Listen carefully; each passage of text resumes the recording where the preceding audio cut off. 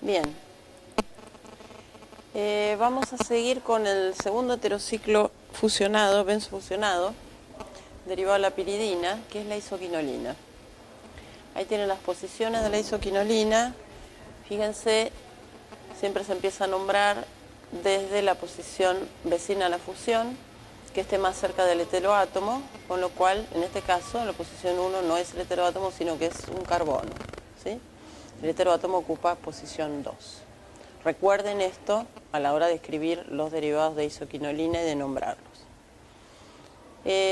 Más abajo tienen las estructuras que más contribuyen al híbrido.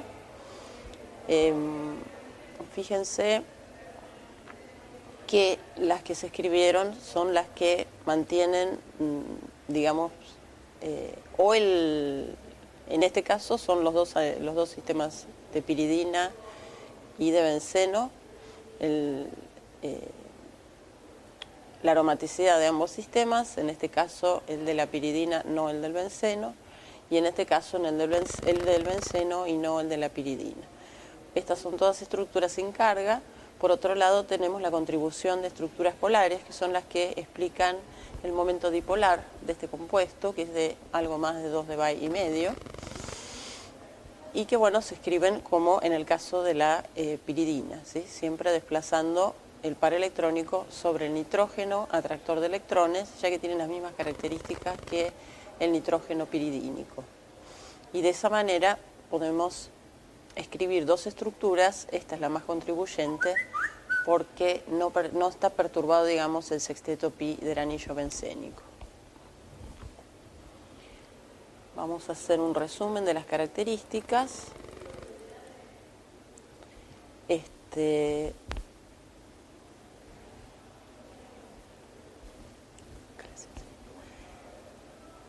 Entonces, la quinolina es un heterociclo pi deficiente, en eso se asemeja, la isoquinolina, perdón, en eso se asemeja a la piridina en sus características electrónicas y tiene mucho en común con la quinolina. Con respecto al par no compartido, sigue estando en orbital sp2.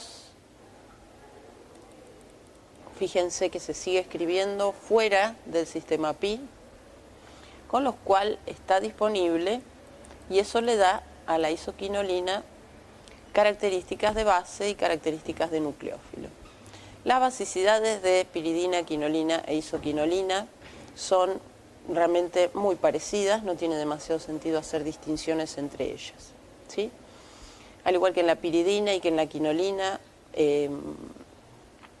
las reacciones con electrófilos en condiciones suaves se dan en el nitrógeno, y en condiciones más enérgicas los electrófilos reaccionan en la parte carbonada en el anillo bencénico, lo cual es lógico porque la parte piridínica está desactivada para la sustitución electrofílica aromática. Por otro lado, con respecto a los nucleófilos, tenemos el comportamiento opuesto. Los nucleófilos atacan preferencialmente al anillo pi deficiente, ¿sí? Y por el mismo motivo que habíamos explicado para la quinolina, o sea, porque la estabilización por aromaticidad con respecto a la piridina y el benceno es menor. Eso hacía, si se acuerdan, que el estado de transición estuviera más próximo porque se parte de un nivel energético relativamente más alto por la menor estabilización por aromaticidad. Eso trae como consecuencia que estos compuestos, al igual que las quinolinas, sean más reactivas frente a la sustitución nucleofílica. Hasta ahora venimos con todas características bastante casi iguales a las de la quinolina que habíamos visto ayer, pero la novedad, digamos, es que la posición más reactiva para la sustitución nucleofílica, y ya vamos a ver que no solo para eso, es la posición 1, ¿sí? Si vamos un poco hacia arriba nuevamente, a las estructuras resonantes del sustrato, vemos que yo les había dicho que esta era la estructura más contribuyente porque no se perturbaba la aromaticidad del anillo bencénico, ¿sí? Esta estructura es bastante menos contribuyente porque el sexteto pi del benceno no está completo. Entonces, esta es la estructura que nos explica la reactividad, frente a nucleófilos por lo menos.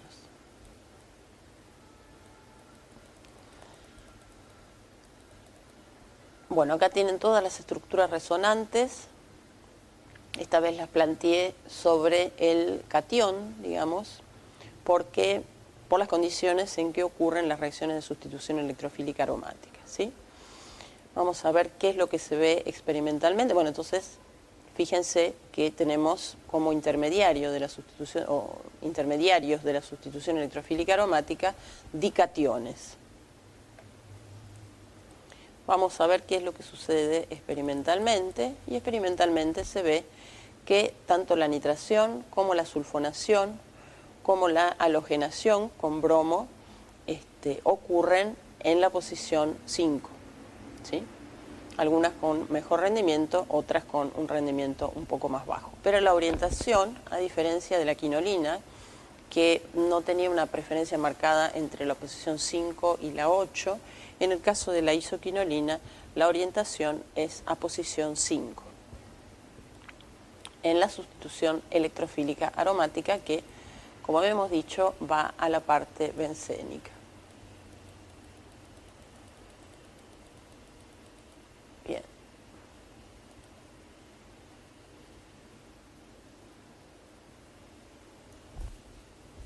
Vamos a hablar entonces de la reacción con nucleófilos.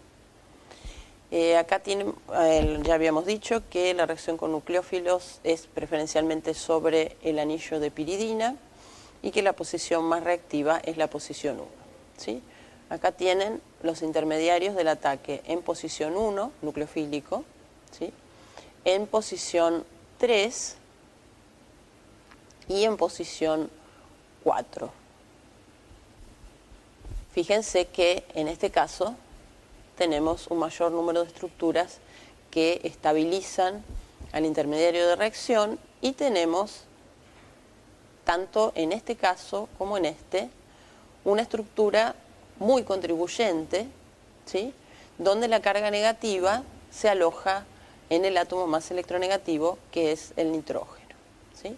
Esto no ocurre, y eso ya lo podríamos anticipar, ¿sí? Porque es como una posición beta de la piridina. Esto no ocurre en la posición 4.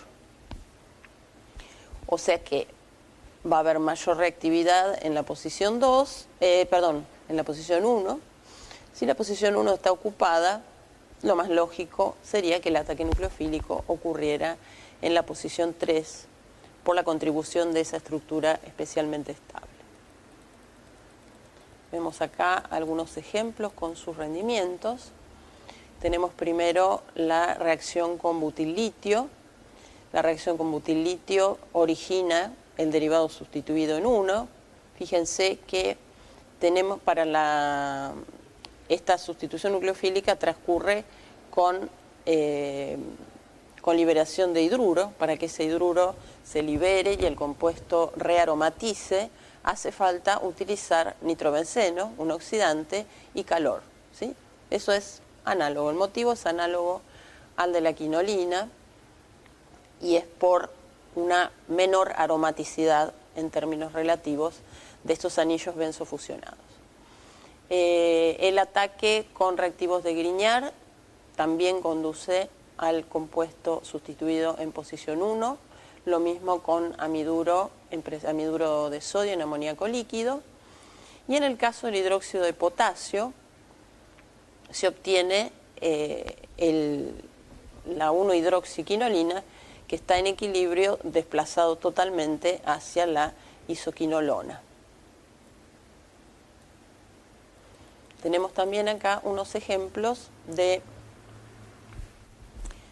A ver, un segundo.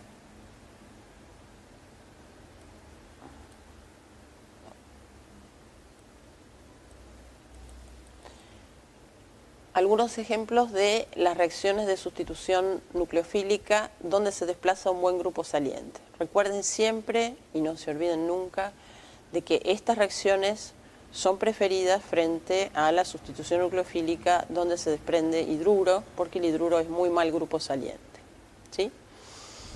Bueno, tenemos acá una sustitución del halógeno en esta posición, que es la más reactiva. Con metóxido obtendremos el éter correspondiente. Si tenemos dos cloros, uno en posición 1 y uno en posición 3, y una cantidad limitada del nucleófilo, como la posición 1 es más reactiva, vamos a obtener una sustitución selectiva hacia la posición 1, lo cual podrán justificar planteando todas las estructuras resonantes de un intermediario y del intermediario que surge del desplazamiento del cloro en posición 3. ¿Sí? Esa es la justificación. Con respecto a los derivados importantes de isoquinolina, tenemos que el derivado 1-hidroxi, a semejanza de lo que pasaba, o digamos, de la situación que teníamos en piridinas y quinolinas, existe muy preferencialmente como el derivado lactámico, el derivado carbonílico, ¿sí?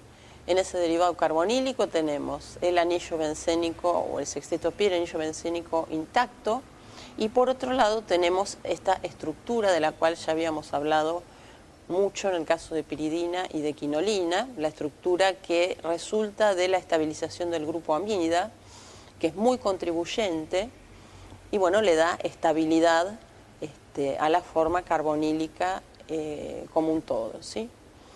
Esa forma carbonílica es capaz de reaccionar con oxicloruro de fósforo, dando el cloro derivado. Por otro lado, se protona en oxígeno, por las mismas razones que ocurría algo similar en el caso de piridina y de quinolina. Y cuando se desprotona el NH, digamos, y eso es así, bueno, porque primero es un NH, y segundo, el anión que resulta está estabilizado por resonancia con una estructura muy contribuyente donde la carga negativa está sobre el oxígeno.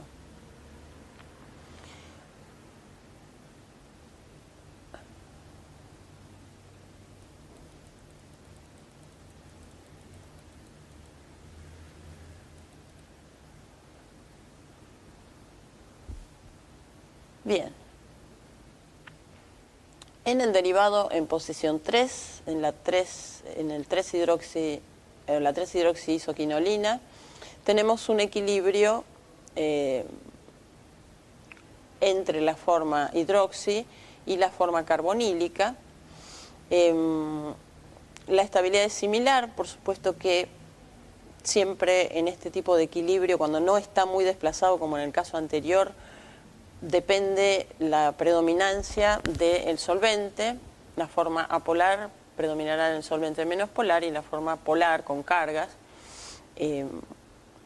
o con diferenciales de carga predominará en solventes polares.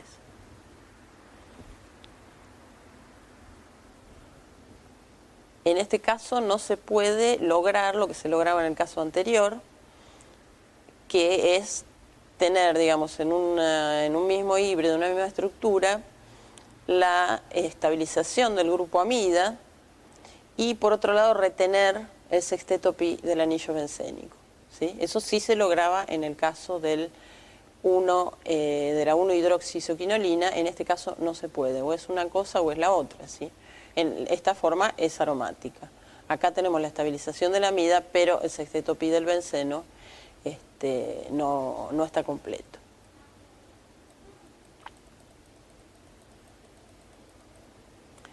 Tengan en cuenta que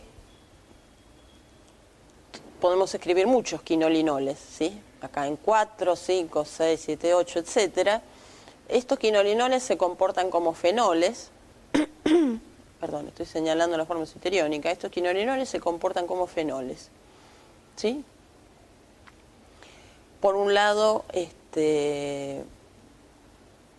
bueno, digamos, están en equilibrio con una forma deuteriónica que resulta de la acidez de la parte fenólica y la tendencia a captar un protón de la parte piridínica, y por otro lado dan reacciones de sustitución electrofílica aromática, como esta que les ejemplifiqué acá.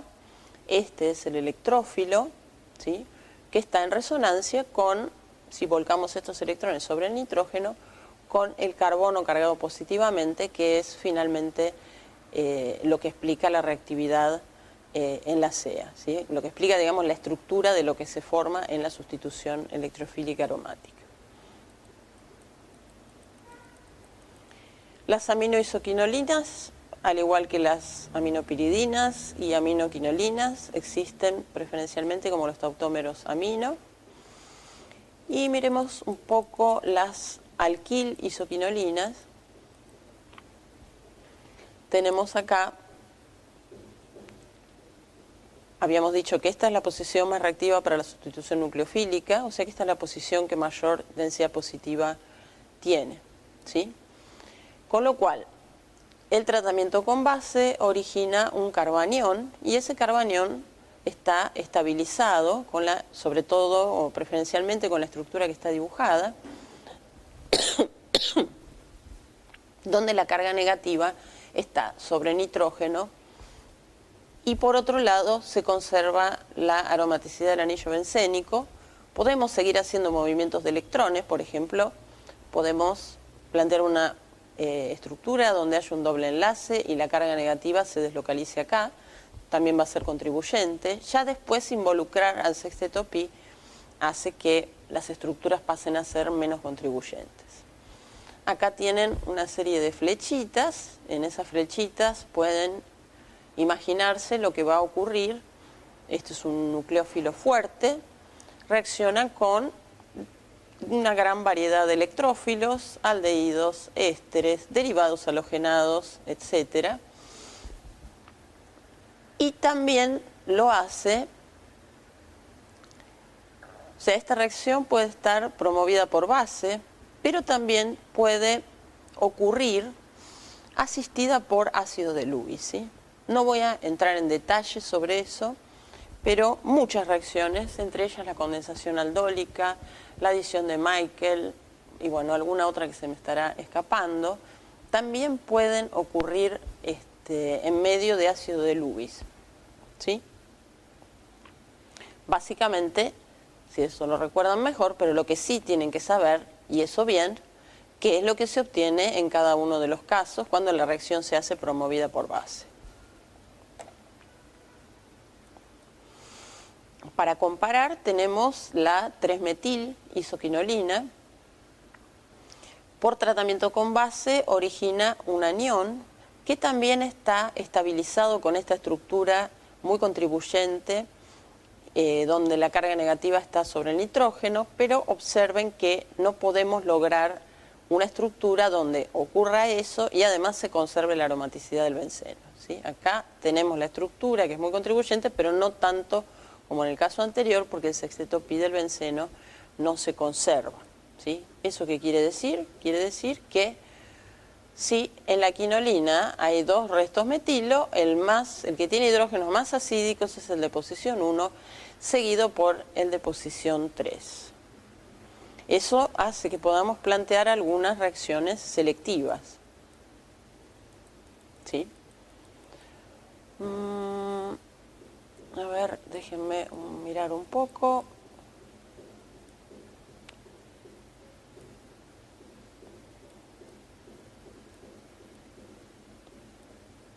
Bueno, entonces recuerden esto de la selectividad y también tengan presente cómo se explica, ¿sí? Si se les planteara un caso, por ejemplo, el de la 2,3-dietil isoquinolina con un mol de base y un mol de algún electrófilo, como por ejemplo un derivado halogenado, piensen qué producto obtendrían y piensen también, tengan presente cómo justificarían la obtención de ese producto considerando la estabilidad relativa de los dos aniones que se pueden formar. Vamos a las sales cuaternarias. No me voy a detener demasiado, no voy a hacer demasiado hincapié en esta parte.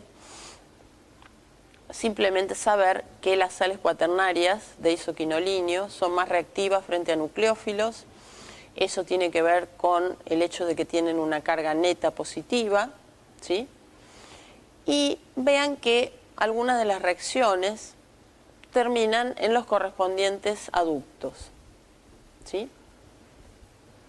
Esos aductos son neutros, porque ya partíamos de un compuesto con una carga neta positiva. Si le adicionamos hidruro, un derivado organometálico, un hidróxido de sodio, etcétera, vamos a obtener especies neutras. Esto es un poco demasiado, no nos vamos a detener en eso porque hay bastante para explicar. Vamos a decir algunas palabras sobre el N-óxido de isoquinolinio. El N-óxido se forma de la manera habitual, ¿sí? Puede hacerse directamente con un perácido o generar ese perácido in situ a partir del ácido carboxílico y agua oxigenada, ¿sí? Y fíjense la orientación.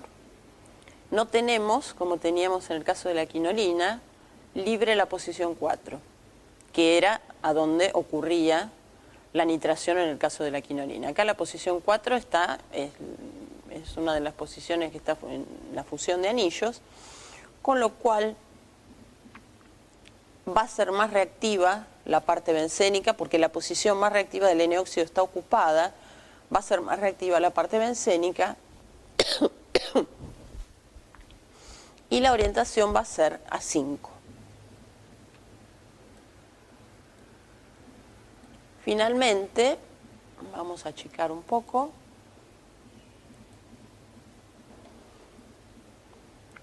Les muestro algunos derivados que se emplean como antimaláricos, ¿sí?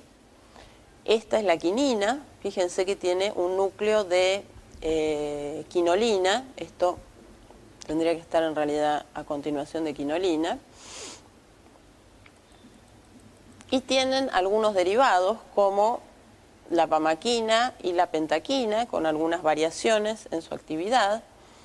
Y acá tienen algunas preguntas para ejercitar un poco la parte química de estos heterociclos, ¿sí? Se les pide que obtengan esos compuestos a partir de ciertos precursores. Bueno, entonces, vamos a terminar acá con la parte de isoquinolina y esta parte de antimaláricos que están relacionados con el núcleo de quinolina. Y vamos a empezar a hablar de heterociclos con 2 heteroátomos, empezando por los pentagonales. Cambiamos de tema. Acá tienen estos heterociclos pentagonales con 2 heteroátomos con su nomenclatura, ¿sí? Los nombres, bueno, estos nombres sí tienen que conocerlos. Y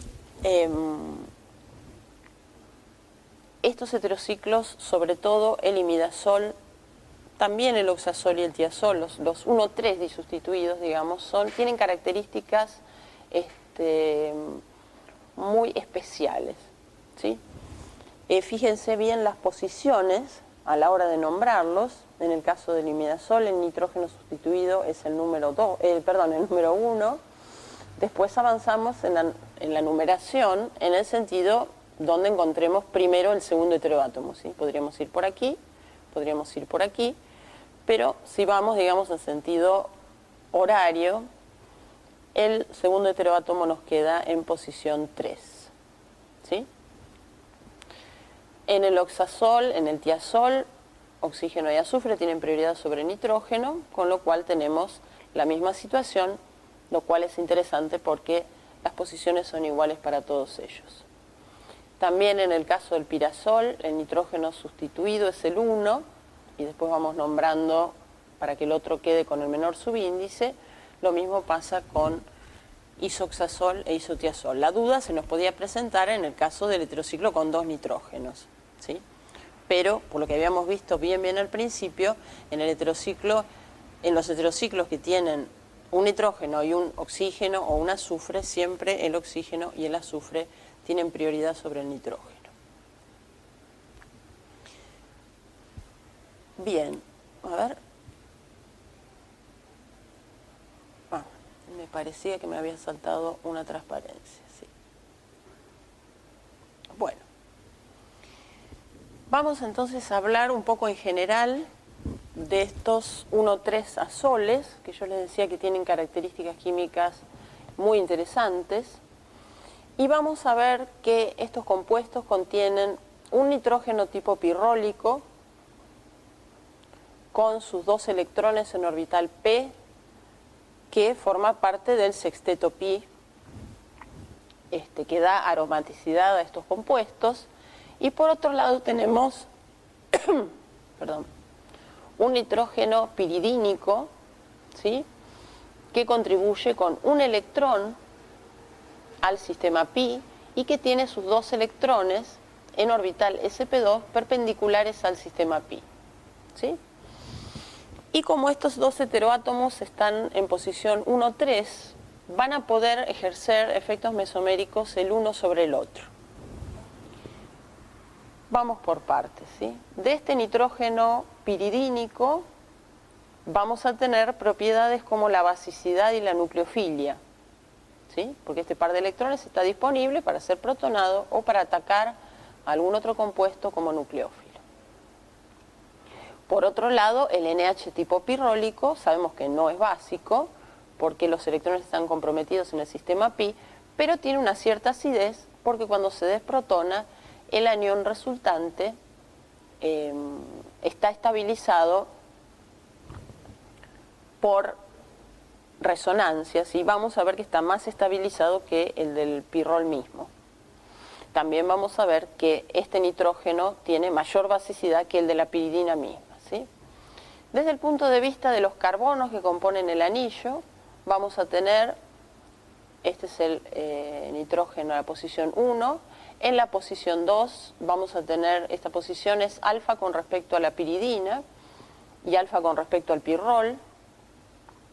Esta otra posición 4 es alfa con respecto a la piridina y beta con respecto al pirrol.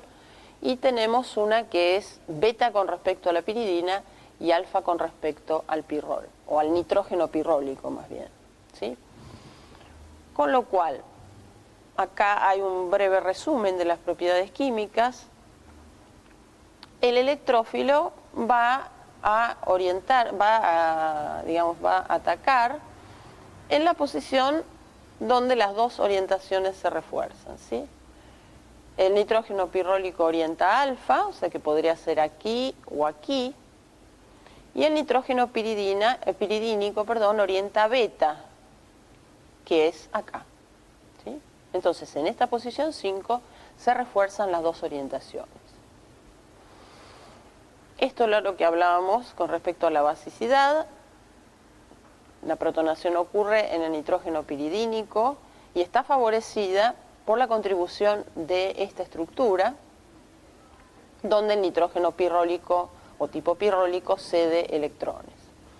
En el caso de la desprotonación, cuando en el caso del dinitrogenado, digamos, en el caso del imidazol, el imidazol es acídico, forma un anión que está estabilizado por resonancia y puede reaccionar con distintos electrófilos en el nitrógeno fundamentalmente.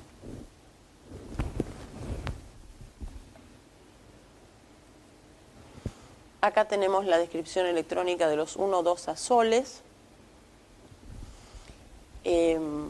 Nuevamente, la basicidad es responsable del nitrógeno tipo piridínico y la nucleofilia también, y de la acidez el nitrógeno pirrólico.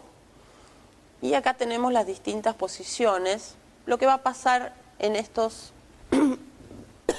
sistemas de 1,2 azoles es que como los 2 heteroátomos están adyacentes, no van a poder interactuar por efectos mesoméricos en forma directa, ¿sí?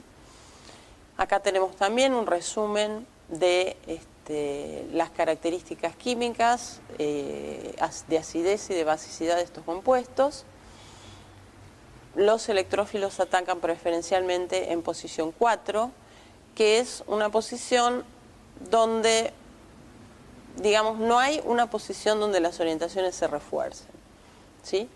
Pero es la posición que está menos desactivada por el nitrógeno de tipo piridínico.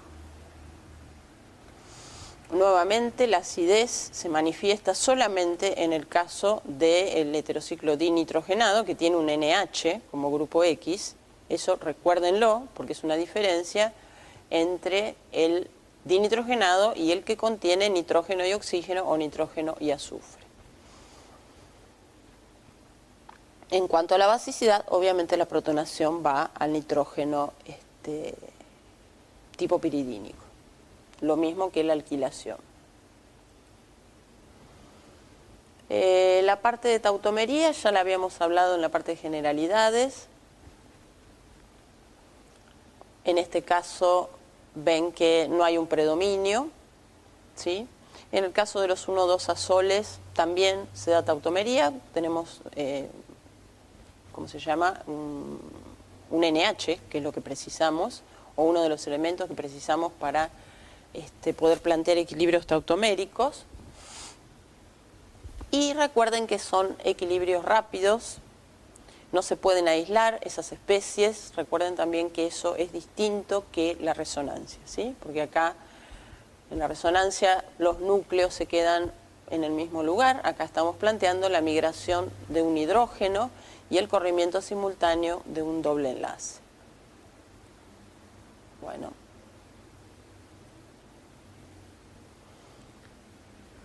Este ejemplo ya lo habíamos discutido, el del nitroimidazol. Habíamos discutido, sí, habíamos discutido el nitroimidazol. Sí, en este caso el equilibrio está desplazado hacia la izquierda porque este compuesto es el menos acídico, el que menos tiene tendencia a liberar un protón. Eso tiene que ver con la lejanía del grupo nitro, mientras que acá el grupo nitro está adyacente y este protón es más acídico, con lo cual tiende a desprotonarse y pasar al otro nitrógeno. También, obviamente, si en vez de un hidrógeno acá tenemos un metilo, por ejemplo, o algún otro resto, no va a haber tautomería porque no tenemos ese hidrógeno móvil que necesitábamos. Esta parte de puente de hidrógeno creo que también la habíamos mencionado. Estos puentes de hidrógeno, en el caso del imidazol, se forman estructuras, digamos, largas. Es un poco similar a lo que pasa con el agua, con los puentes de hidrógeno en las moléculas de agua. Y en el caso de los 1,2 azoles, mejor dicho, del dinitrogenado, vamos a tener la formación de dímeros, ¿sí? Obviamente que en ambos casos el punto de ebullición de los compuestos está por encima del esperado y eso se debe a la formación de puentes de hidrógeno intermoleculares.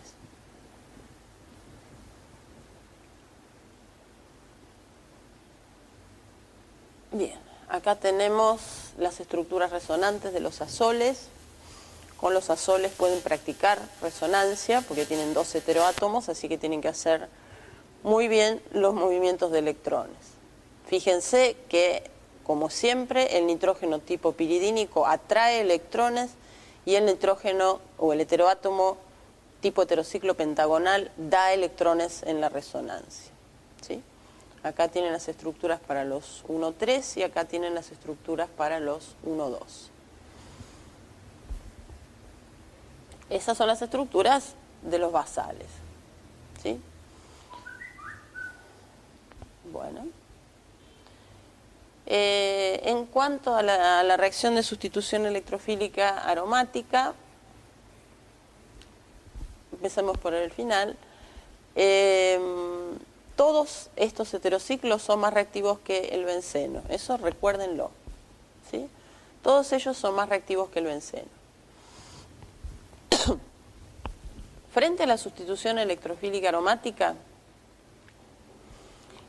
digamos que podrían ser considerados como heterociclos pentagonales con algún sustituyente atractor de electrones, ¿sí?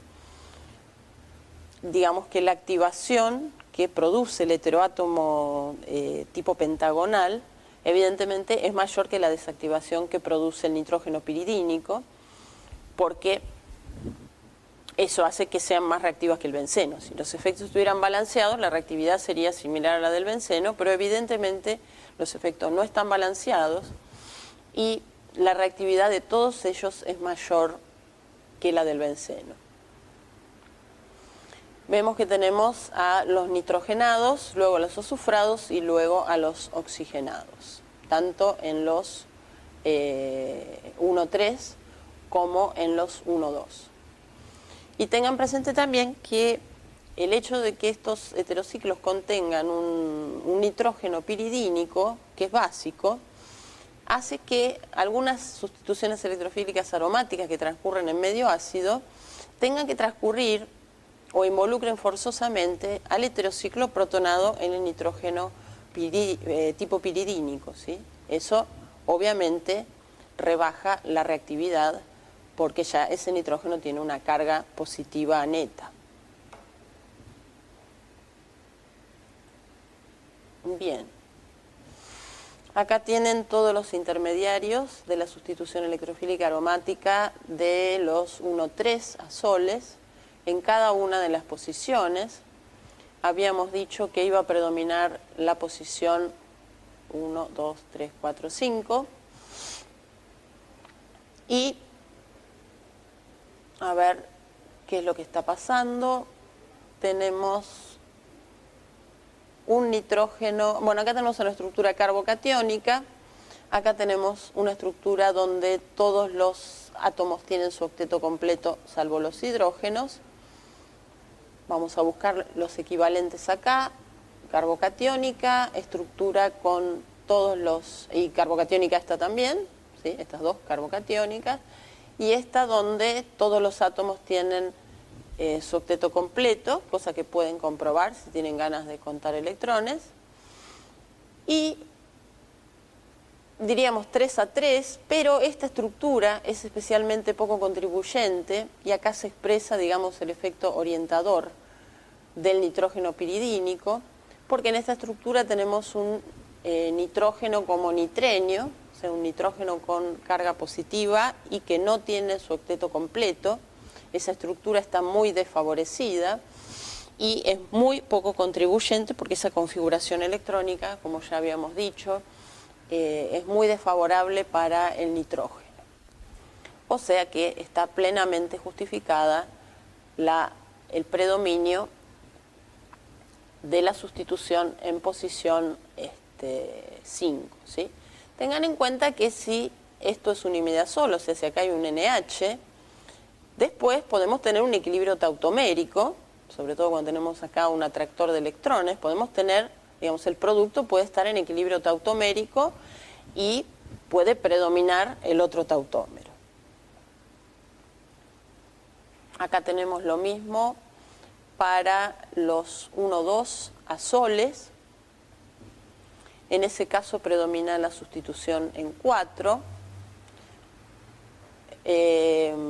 Acá tenemos un nitrógeno tipo nitrenio, que no es favorable. Y, a ver, acá tenemos otro nitrógeno tipo nitrenio, que son desfavorables. Y no tenemos esa situación en ninguna de las dos estructuras que conducen al producto mayoritario. Con respecto a acidez y basicidad, bastante habíamos hablado, ¿sí? El imidazol tiene 2 pKa, uno de 14,2 y el otro de 7,1. El primero corresponde a la desprotonación de este hidrógeno y vemos que la acidez, o sea, el pKa es menor al del pirrol, eso indica que la acidez es mayor, y eso se justifica por la estabilización de la carga negativa que se genera sobre el nitrógeno a cargo de el anillo, pero sobre todo a cargo de este otro nitrógeno piridínico aceptor de electrones, ¿sí? En cuanto a la basicidad, también algo habíamos hablado. La protonación obviamente ocurre sobre el nitrógeno piridínico y la basicidad del imidazol, el pKa está en 7,1, es mayor que la de la piridina. Recuerden, cuando hablábamos de pKa hablamos de la desprotonación del ácido conjugado, en el caso de bases, ¿sí? Les decía entonces que la basicidad es mayor a la de la piridina porque se forma un catión aromático estabilizado y, digamos, donde podemos plantear dos estructuras que son exactamente equivalentes. Vamos a ver qué ocurre en el caso de los 1,2 azoles. A ver si me quedó algo en el tintero.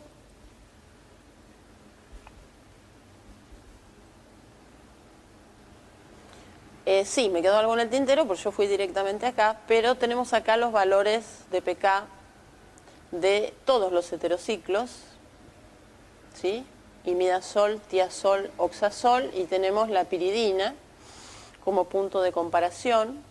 Fíjense que el heterociclo que tiene nitrógeno es el más básico. Eso es lógico porque el nitrógeno es más electrón dador.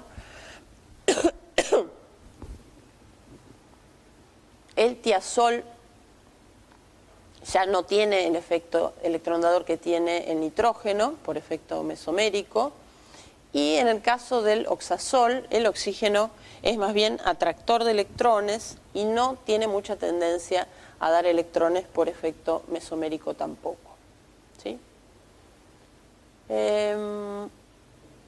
Obviamente el oxígeno tiene más efecto inductivo atractor de electrones.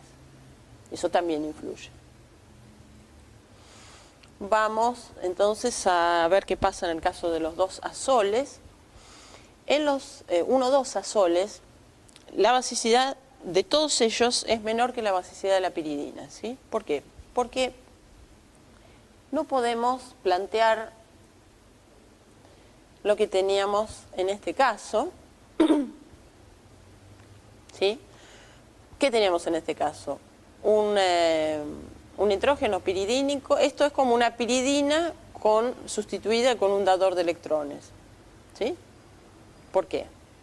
Cuando se protona, escribimos las estructuras y el otro nitrógeno termina dispersando la carga positiva en forma muy eficiente, ¿sí? Estas dos son las de las dos puntas, las más contribuyentes.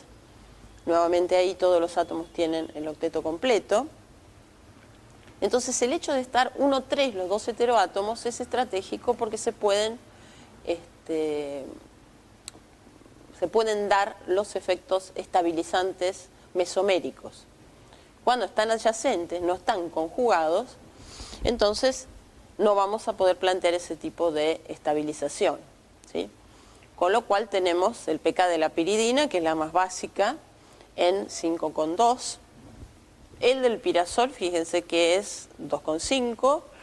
Y ya el isotiazol y el isoxazol tienen pK negativos, ¿sí? O sea que el efecto es bastante notable. Desde la piridina al isoxazol, 8 unidades de pK. Eso tiene que ver con la electronegatividad fundamentalmente. No digamos exclusivamente, pero sí fundamentalmente, ¿sí? El pirazol tiene un nitrógeno más. El nitrógeno atrae electrones por efecto inductivo, no tan marcadamente como el oxígeno, ¿sí? El oxígeno es el más electronatractor. Bueno, entonces terminamos acá la parte de azoles.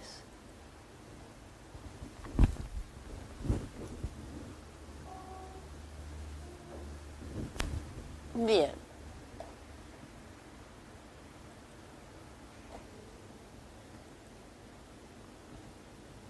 Por último,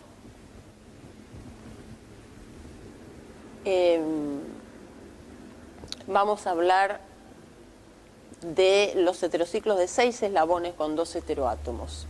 Y vamos a hablar exclusivamente de los nitrogenados. Los hay con oxígeno, los hay con azufre, etcétera, pero vamos a hablar de los nitrogenados. Acá tienen las estructuras de piridacina, el 1,2, pirimidina, el 1,3 y piracina, el 1,4. ¿Sí? Los heteroátomos son equivalentes, los dos nitrógenos son equivalentes, así que puedo nombrar hacia este lado o empezar desde acá y terminar acá. No tiene sentido.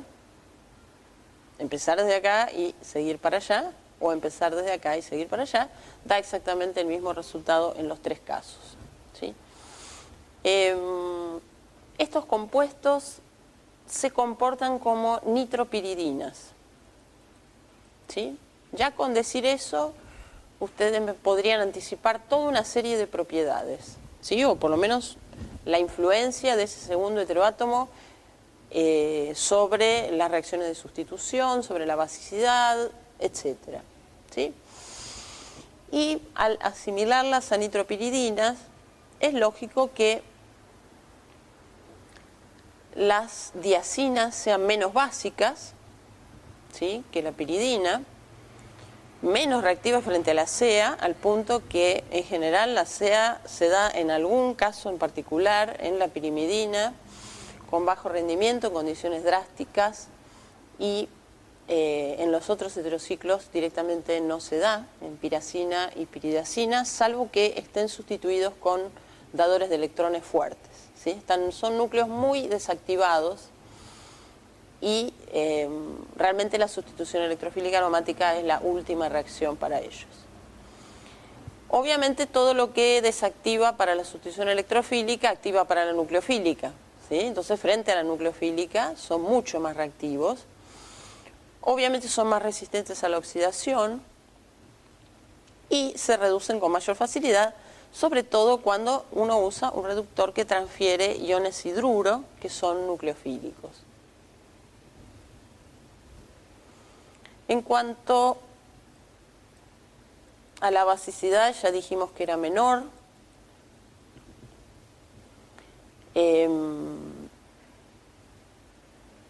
El nitrógeno, digamos, adicional disminuye la basicidad. Acá tienen los valores, ¿sí? La piridina 5,2, ya piridacina, pirimidina y piracina va bajando. Y estos compuestos les resulta muy difícil aceptar un segundo protón.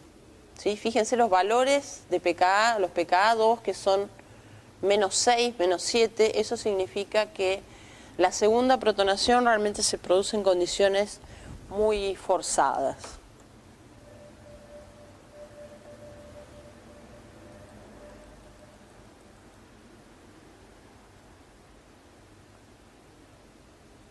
Ahora déjenme ver una cosa.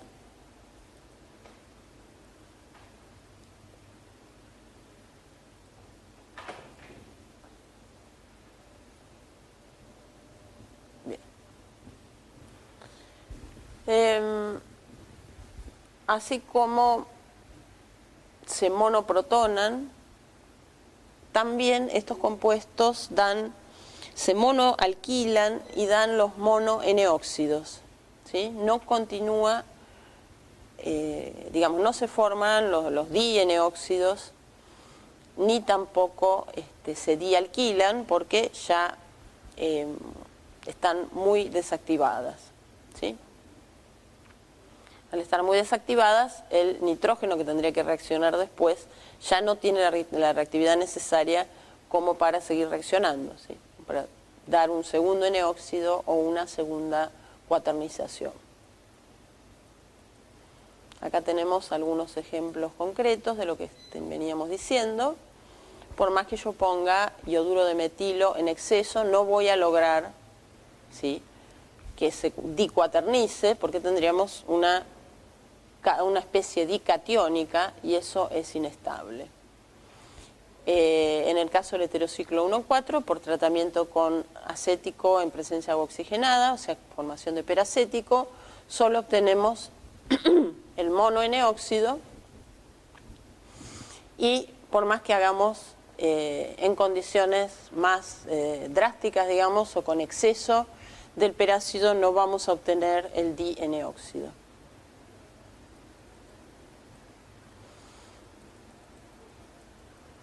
Acá tenemos algunos ejemplos de sustituciones electrofílicas. Yo le decía que la sustitución electrofílica en los heterociclos sin sustituir solo se daba en, bueno, acá no tengo ningún ejemplo, solo se daba en condiciones drásticas para la pirimidina, que es el heterociclo 1,3. Estoy viendo a ver si tengo algún ejemplo. No.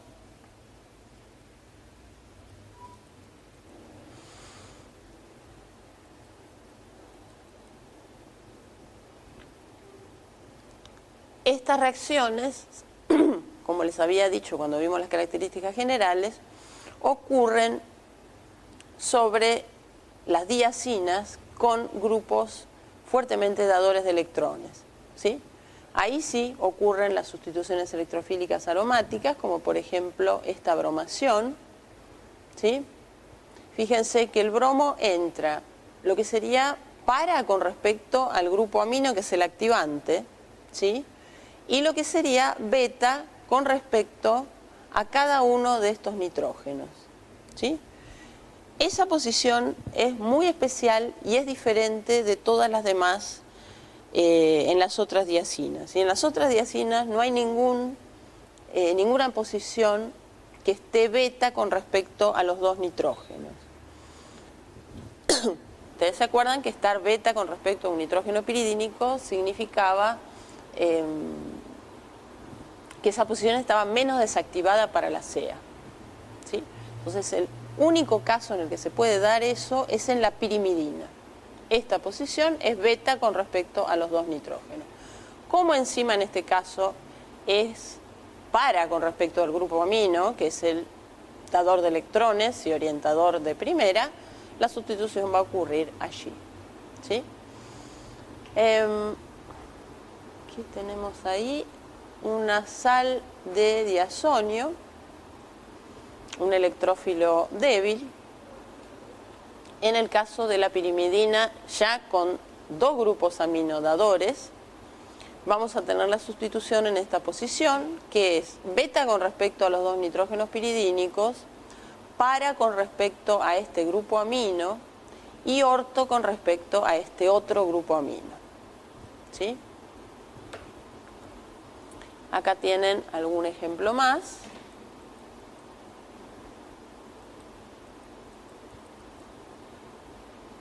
El ejemplo aparentemente es parecido. Acá está.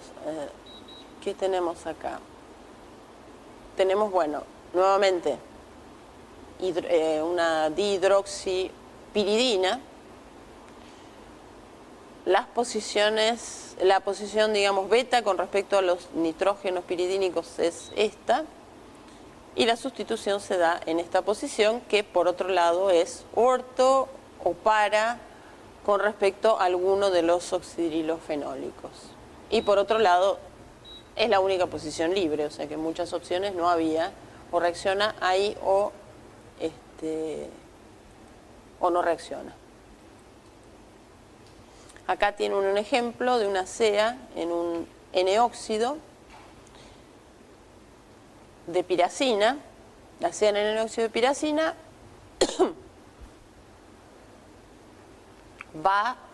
orienta, digamos, predomina la orientación del N-óxido. En este caso, la orientación del N-óxido es a posición gamma, y que por otro lado, esa posición gamma está beta con respecto a el segundo nitrógeno, o sea que es la menos desactivada por este segundo nitrógeno y la más activada por el N-óxido. Y de hecho la sustitución se da en esa posición. La reacción se hace a 130 grados, 12 horas, o sea que no es sencilla, eso es lógico, pero se logra obtener ese producto.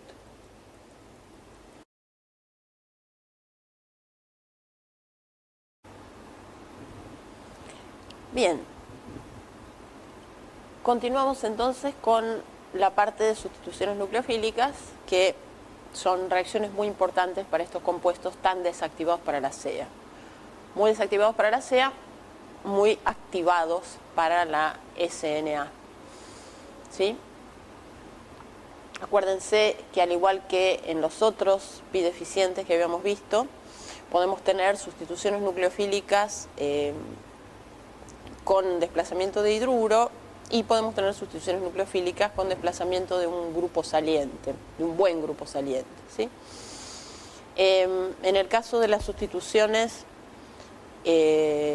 con liberación de hidruro, acá tenemos por ejemplo un caso, ¿sí? La reacción de la diacina con amiduro de sodio en amoníaco líquido. Esta diacina es simétrica, las dos posiciones son equivalentes. Acá tenemos el intermediario estabilizado por resonancia. Y vean que al final estamos agregando un oxidante fuerte. Y ese oxidante fuerte es necesario para que ocurra la rearomatización del aducto del intermediario de reacción que se había formado por adición del amiduro. ¿Sí? Eso tiene que ver con una menor estabilización, en términos relativos, por supuesto, de las diacinas con respecto a la piridina, en lo que respecta a su aromaticidad. ¿Sí? El carácter aromático de las diacinas es menor que el de las piridinas, con lo cual sabemos ya, eso lo repetimos varias veces, que el hidruro es mal grupo saliente, y si encima la reacción va hacia una especie que no está tan estabilizada por aromaticidad, la salida del hidruro va a ser más difícil aún. ¿Sí? Con lo cual necesitamos un oxidante fuerte. Acá tenemos otro ejemplo, donde lo que es el reactivo es fenillitio. Ya pueden ir pensando por qué fenil y no metillitio. ¿Sí? Fenillitio, y vamos a ver qué es lo que pasa con la orientación, digamos. Acá también tenemos que usar un oxidante fuerte, eso no lo digo, y acá también por lo que acabamos de explicar. Pero vamos a ver qué pasa con la orientación. Digamos, bueno, las dos posiciones, 1, 2, 3 y 6, 6, son simétricas, y estas dos posiciones 4 y 5 también son simétricas. O sea que en caso de tener que plantear los intermediarios, hay solamente dos intermediarios para plantear: el ataque en esta posición o el ataque en esta otra posición. ¿Sí? ¿Qué es lo que pasa? Se obtiene el derivado sustituido en la posición adyacente a alguno de los nitrógenos. ¿Sí?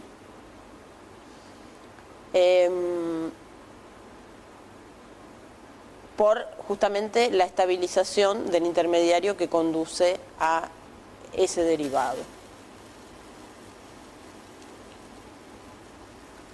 O sea, estas serían posiciones alfa con respecto a uno de los nitrógenos piridínicos, lo cual estaría favorecido, y beta, igual eso habría que pensarlo un poco con respecto al otro. ¿Sí? Y bueno, siempre va a haber algún beta con respecto a alguno de los heteroátomos. En la pirimidina, en cambio, tenemos una situación, por ejemplo, acá tenemos la primera reacción, que es la adición de fenillitio, ocurre en esta posición. ¿Sí? Esta y esta son equivalentes, pero esta es distinta, que es la 5, y esta es distinta a las otras dos, que es la 3. ¿Sí? La 2, perdón. Entonces, la posición 2 es alfa con respecto a uno de los nitrógenos piridínicos y alfa con respecto al otro de los nitrógenos piridínicos. ¿Sí? La posición 5 es beta con respecto a este y beta con respecto a este. ¿Sí? Y esta posición es alfa con respecto a este nitrógeno, pero gamma con respecto a el otro nitrógeno, ¿sí? Ustedes saben que la reactividad en esa situación es mayor, ¿sí? Esto es un poco como pasaba en el caso de los desplazamientos de buenos grupos salientes. Siempre la reactividad de la posición gamma es un poco mayor en este tipo de heterociclos dinitrogenados pi deficientes. Entonces la primera sustitución se da en esa posición más favorecida y la segunda sustitución se da en digamos en esta posición que es alfa y alfa y en esta posición que es alfa y gamma. Por último tienen la adición de bromuro de butilmagnesio a la diacina 1,2.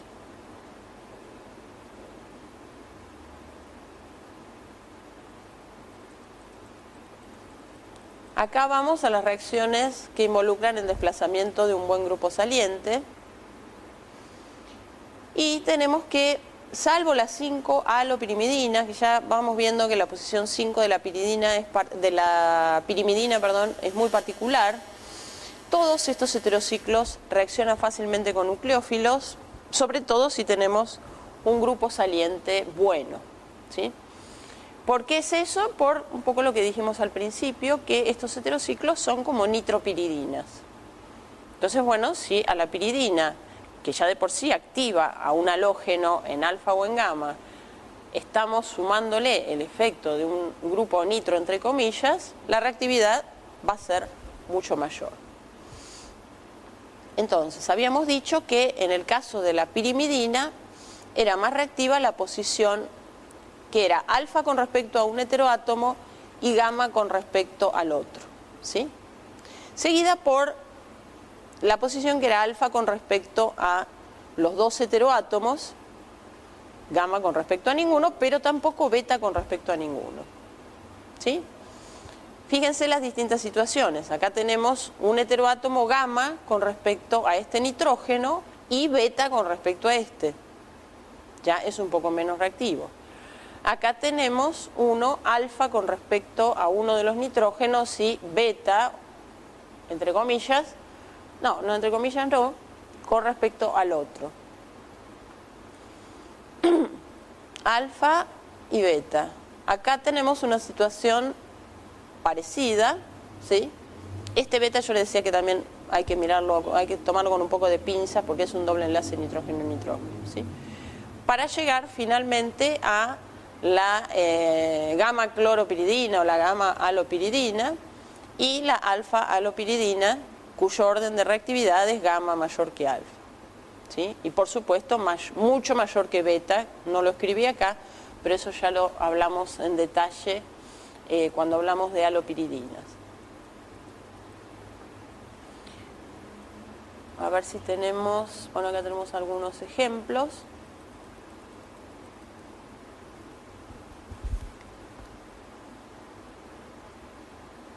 Tenemos el ataque del nucleófilo, obviamente en la posición donde está el cloruro, ¿sí? Y la deslocalización de la carga negativa en dos carbonos, ¿sí? Entonces, después finalmente por liberación de cloruro, que es un proceso, digamos, favorecido y que no presenta ninguna dificultad, obtenemos el heterociclo sustituido con el nucleófilo.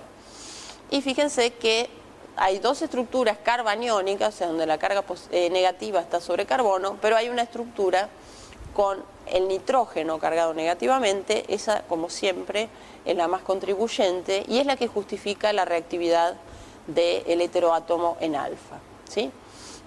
En este caso es relativamente fácil porque las posiciones son todas equivalentes, ¿sí? O sea que no hay que escribir tantas estructuras resonantes con distintas posibles posiciones de los cloros, pero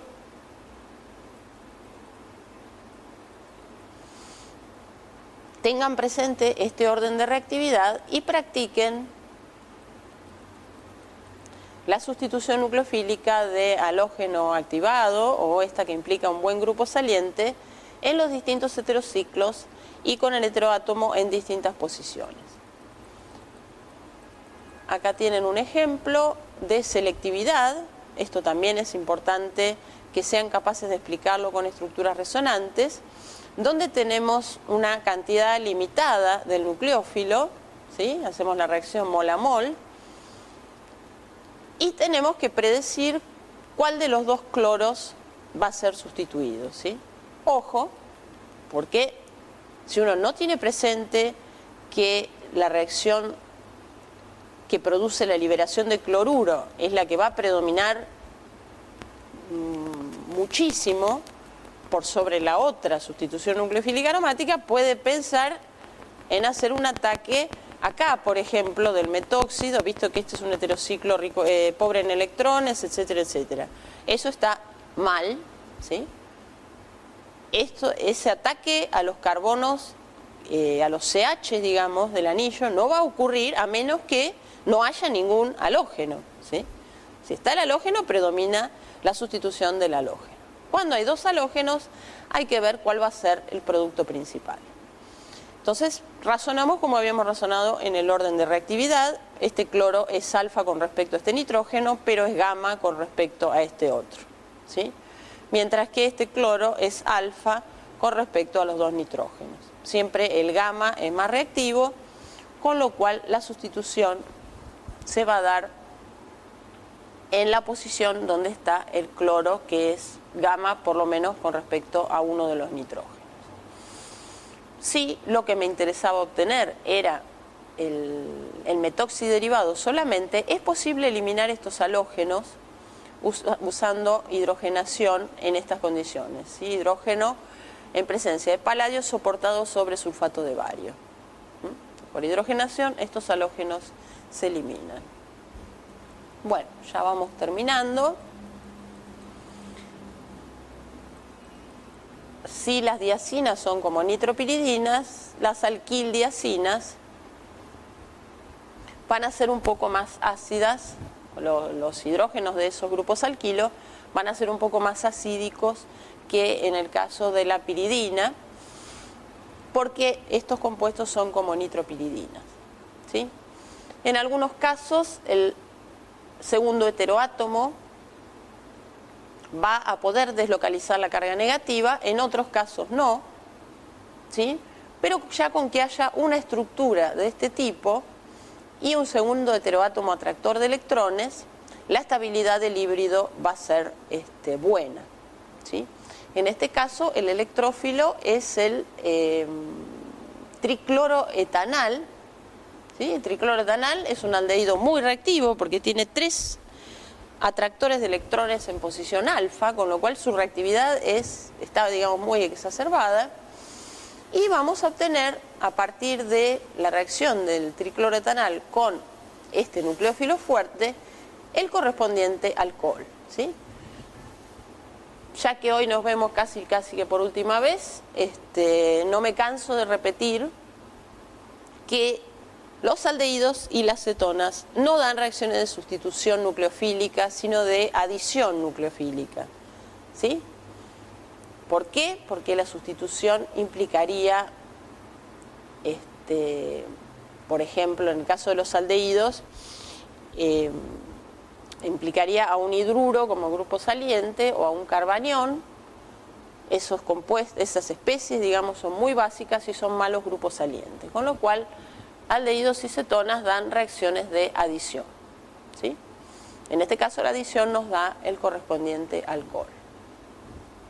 Vamos a mirar un poco los ejemplos que tenemos por acá. Acá tenemos, bueno, este compuesto es simétrico, con lo cual no hay problemas. Si estamos en condiciones controladas, o sea, usamos mol a mol de reactivos y del sustrato, podemos lograr la monodesprotonación de cualquiera de ellos, si son equivalentes, pero bueno, ya que tomamos seguimos con la monodesprotonación. Y que tenemos acá un pivalato de etilo, o sea, un 1,2,2 dimetil acetato de etilo, propionato de etilo, perdón, un éster.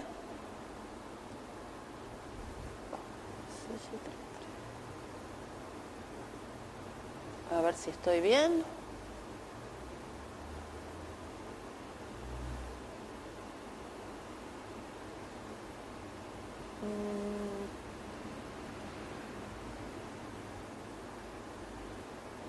Ah, sí, está bien, perfecto.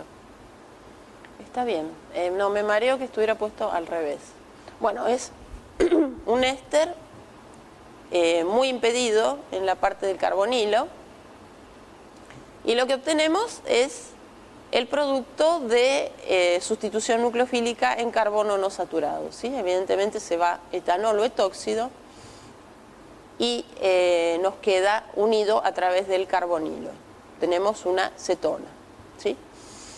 ¿Qué más tenemos acá?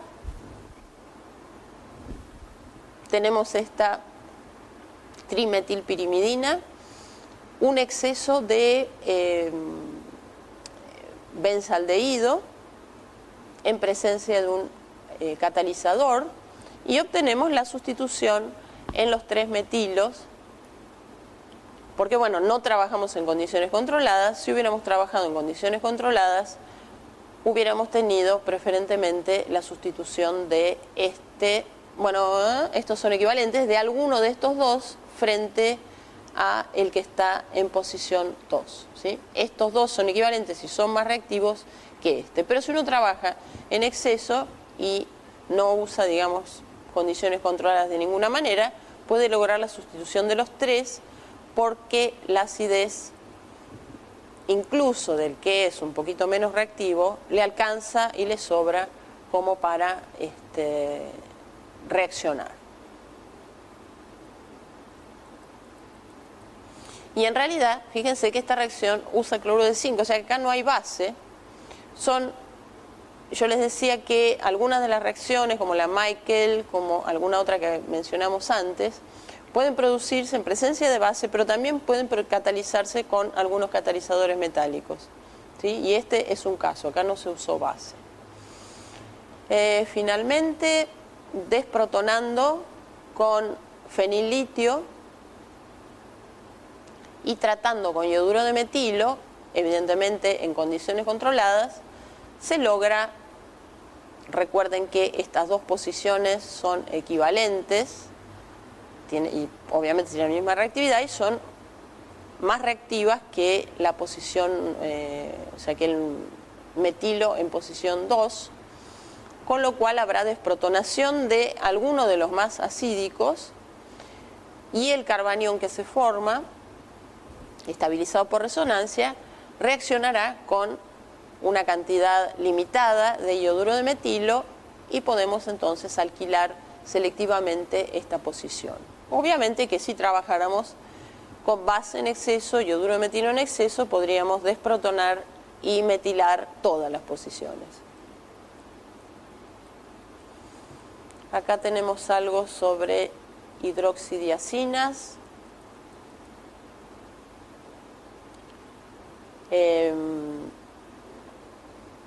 Esto es semejante al caso de las piridinas, predominan los tautómeros carbonílicos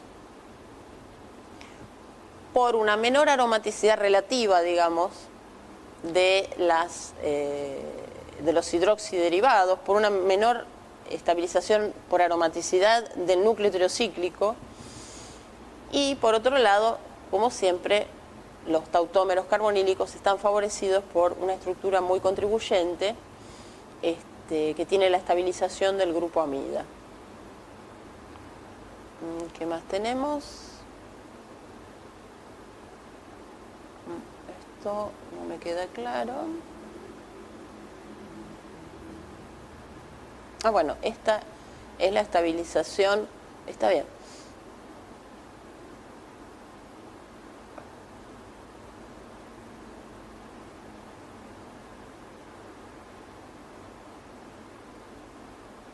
En el caso, para variar, digamos, la posición 5 de la piridina es especial. En ese caso predomina el tautómero hidroxi Fíjense que ahí no van a poder escribir estructuras con estabilización tipo grupo amida, justamente por la posición del hidroxi, ¿sí? No está ni alfa ni gamma, con lo cual no se pueden plantear estructuras de este tipo ni vinílogas a las de este tipo.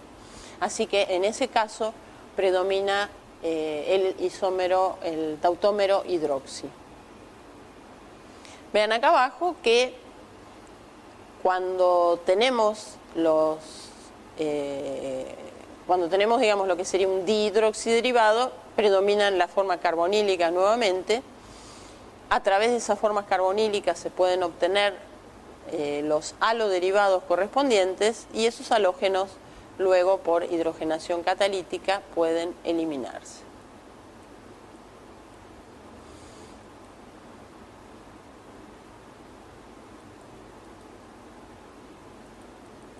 Acá tienen algo sobre aminodiacinas.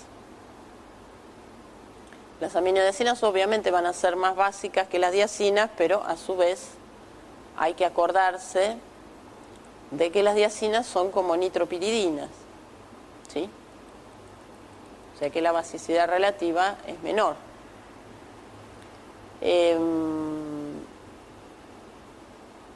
Generalmente la protonación es en el nitrógeno,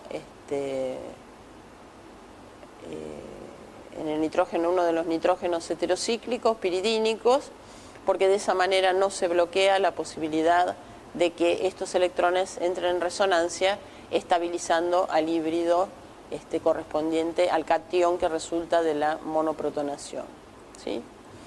Podemos, a partir de esas sales de diazonio, también, como última cosa, de esos aminoderivados,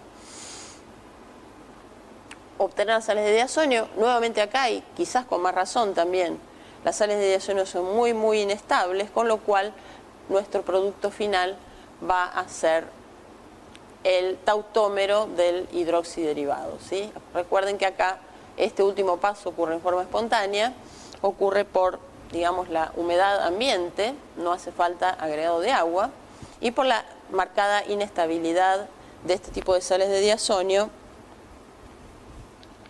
que es mayor incluso a los de los correspondientes derivados de piridina, ¿sí? ¿Se acuerdan que en las piridinas las sales de diazonio en alfa y en gamma eran muy inestables? Bueno, acá son más inestables aún, y no nos servían, digamos, con finalidad sintética, ¿sí?